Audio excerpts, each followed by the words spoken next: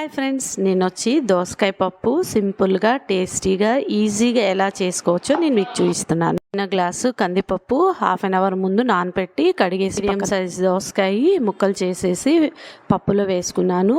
ఒక ఉల్లిపాయ, 4 పచ్చిమిరపకాయలు, ఒక 3 టమాటాలు ముక్కలు చేసేసి కుక్కర్లో వేసుకొని ఒక చిన్న గ్లాస్ వాటర్ వేసుకోనండి కుక్కర్ పెట్టేసుకున్నాను.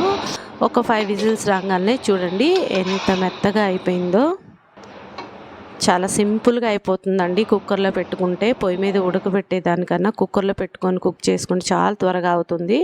నేను ఉప్పు, పసుపు, కొంచెం చింతపండు, కారము వేసేసండి విడిగా పొయ్యి మీద పెట్టి అవి కలిపేసేసి ఒక 5 మినిట్స్ అనేది కుక్ చేసుకున్నాను. మనం తాలింపు కోసం చిన్నులపాయి క్రష్ చేసి పక్కన పెట్టుకున్నాను. తాలింపులో 2 స్పూన్లు ఆయిల్ వేసి 1 స్పూన్ నెయ్యి వేసాను. నెయ్యితో వేస్తే తాలింపు అనేది చాలా బాగుంటుంది. తాలింపు గింజలు వేసి నేను ఉప్పు మిరపకాయలు వేసుకుంటానండి, చాలా బాగుంటుంది పప్పులోకి. చిన్నులపాయి, ఇంగువ వేసుకొని పోపు పెట్టుకున్నాను. మెదిపి తాలింపు అనేది వేసుకున్నాను. ఎంతో టేస్టీగా ఉండే దోసకాయ పప్పు రెడీ.